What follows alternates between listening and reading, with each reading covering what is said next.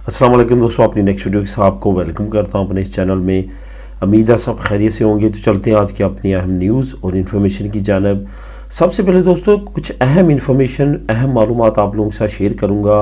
वालदैन या बहन या भाई का वीज़े से रिलेटेड और डिजिटल सर्टिफिकेट से रिलेटेड काफ़ी अहम इन्फॉर्मेशन है। ये लाजमी तौर पे सुनिएगा क्योंकि बहुत सारे दोस्तों के, बहुत सारी फैमिली से इसके बारे में कमेंट आते हैं।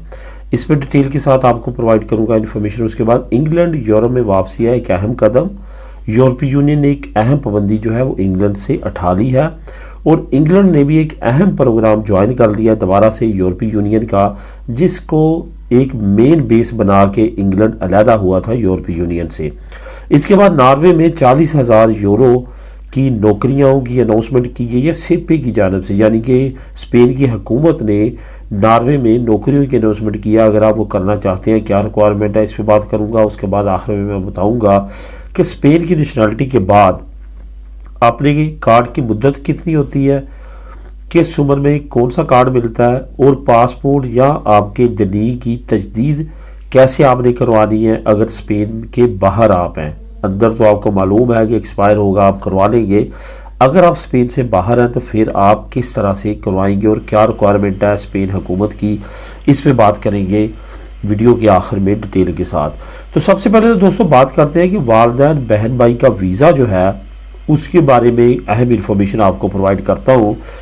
बहुत सारी फैमिलीज़, बहुत सारे दोस्त ऐसे हैं जो कमेंट करते हैं कि मेरे पास लार्गा दुरासियोन है, मेरे पास स्पेन की नेशनलिटी है, तो मेरे पास जो है वो यहाँ का लीगल स्टेटस है, मेरी फैमिली के पास भी लीगल स्टेटस है, हमारे यहाँ में बच्चे पैदा हुए हैं। ये तमाम जो मालूमात है वो शेयर करते हैं कमेंट में, और वो पूछते हैं कि अब हम अपने भाई को, अपने वालदैन को, अपनी बहन को क्या विजिट वीज़े में बुला सकते हैं, क्या हम उनको परमानेंटली अपने पास सेटलमेंट कर सकते हैं उनकी।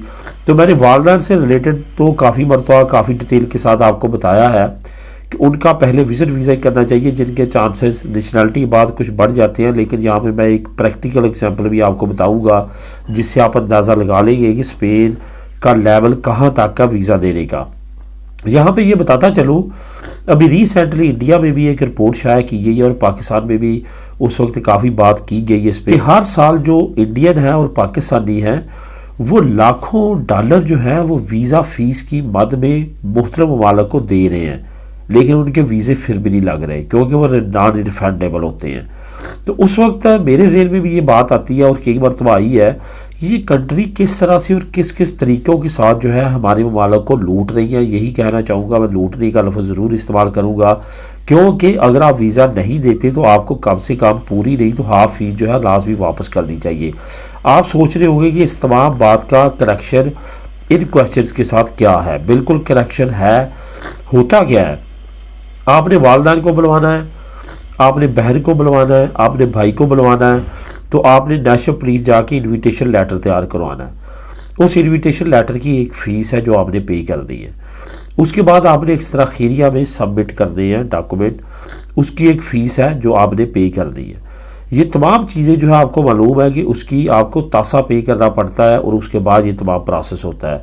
अब मैं जो एक्स्ट्रा खैरिया की बात कर रहा हूँ वो फैमिली वीज़ा हो या कोई और वीज़ा हो तो उसमें एक्स्ट्रा खैरिया इन्वॉल्व होती है, या अरेगो फैमिलियार अगर आप अप्लाई करते हैं तो उसमें एक्स्ट्रा खैरिया जो है वो इन्वॉल्व होती है।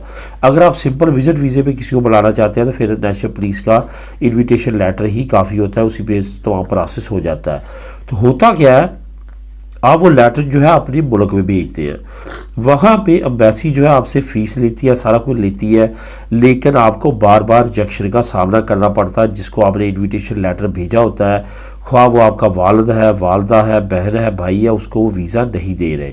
यहाँ पे मैं एक एग्जांपल देता हूँ। मेरा एक दोस्त है जो 3 भाई है, यहाँ पे तीनों नेशनल हैं, और उन्होंने 3 से 4 मरतबा अपनी वालदा को जो है अप्लाई किया विजिट वीज़े के लिए, अपने पास बुलवाने के लिए।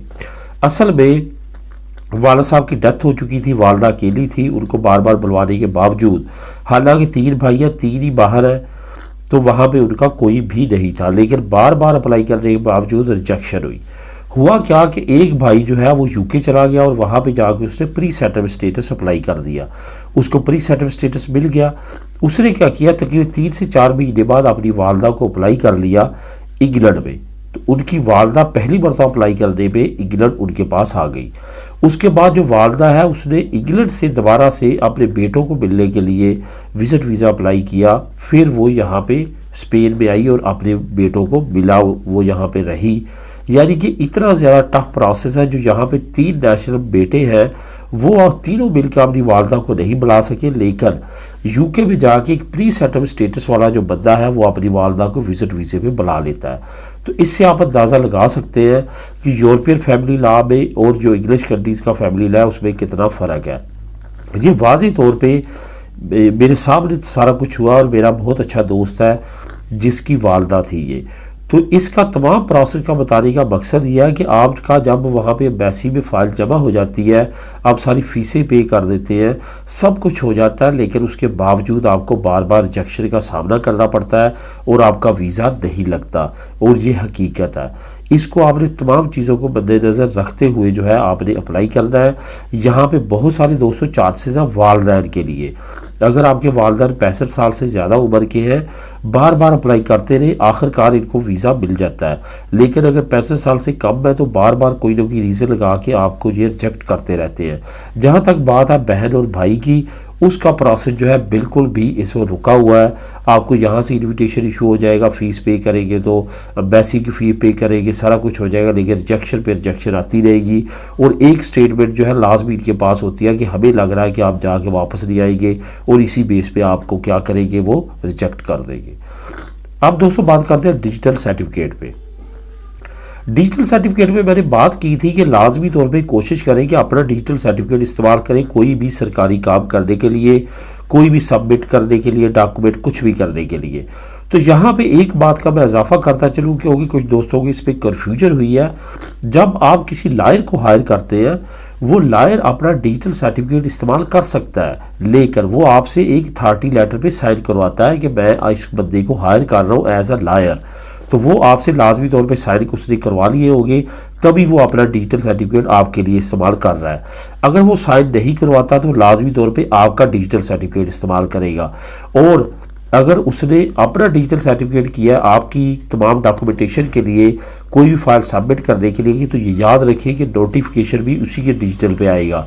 उसके साथ राब्ते में रहे, वो आपको बताएगा जब भी कोई चीज़ की रिक्वायरमेंट हुई या आपकी फ़ाइल जो है पास होती है, वो लायर ही आपका तमाम जो है वो ख़तो क़दामत उसी के एड्रेस पे होगी और उसी का डिजिटल सर्टिफिकेट इस्तेमाल हुआ होगा अगर आपने उसको एज अ लायर कन्फर्म किया है और उसके साथ एग्रीमेंट किया है। तो आप बात करते हैं इंग्लैंड की। इंग्लैंड ने दोस्तों चंद एक मामलात की वजह से ब्रेक्सिट किया था, जिसमें एक बड़ा मामला ये था कि साइंटिस्ट की एक बहुत बड़ी ऑर्गेनाइजेशन है यूरोपीय यूनियन की, जिसमें हर मुल्क को जो मेंबर होता है हर साल बहुत बड़ा फंड देना पड़ता है उस मेंबर मुल्क को।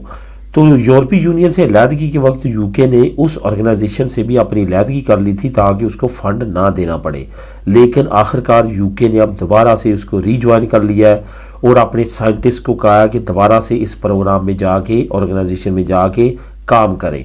तो इस पे अब यूरोपीय यूनियन में भी काफ़ी पाबंदियाँ हटा दी हैं। अब उनके साइंटिस्ट बड़ी नरमी के साथ नई पॉलिसीज़ के साथ ज्वाइन कर सकेंगे और इस ऑर्गेनाइजेशन में वापस आ सकेंगे। इसका लिंक मैं नीचे आपको दे रहा हूँ, आप ख़ुद भी इसको क्लिक करके रीड कर सकेंगे। उसके बाद दोस्तों नॉर्वे में बस ड्राइवर्स की बहुत ज़्यादा हाई डिमांड है और ट्रक ड्राइवर्स की, लेकिन अभी सेपे ने, स्पेन की हुकूमत ने अनाउंस किया है कि नॉर्वे को बड़ी तादाद में बस ड्राइवर्स की ज़रूरत है, जो कि सालाना आपको 40,000 यूरो तक मिलेंगे। तकरीबन अप्रॉक्सीमेटली 3500 यूरो तक जो है वो पर मंथ आपकी सैलरी बनेगी, जो आपको नॉर्वे में काम करने की सूरत में मिलेगी। अगर आप बस ड्राइवर हैं या आप लाइसेंस करना चाहते हैं बस का और उसके बाद नॉर्वे में आप अच्छी जॉब कर सकते हैं, बहुत अच्छी अपॉर्चुनिटी है, इससे आप फ़ायदा उठा सकते हैं। और इसमें सबसे अच्छी बात यह है कि वहाँ पे आपको परमानेंट सेटलमेंट होने के चांसेस मिलेंगे, वहाँ पे आपको नेशनलिटी कन्वर्ट करने के चांसेस मिलेंगे क्योंकि वो शेंजन मुल्क है और आपको ख़ास तौर पे स्पेन की हुकूमत की तरफ से, उसके तावन की तरफ से वहाँ पे भेजा जाएगा ताकि आप वहाँ पे जाके काम करें। इसका लिंक भी नंबर 2 आपको नीचे मिल जाएगा, आप क्लिक करके खुद भी रीड कर सकेंगे और तमाम तरीक़ाकार वहाँ पे समझ सकते हैं। अब दोस्तों आखिरी में बात करते हैं कि स्पेन नेशनलिटी मिलने के बाद मैं इस पर एक स्पेसिफिक वीडियो भी बना दूंगा। बहरहाल मैं इसमें आपको डिटेल के साथ बता देता हूँ स्पेन नेशनलिटी मिलने के बाद कार्ड की मुद्दत क्या होती है।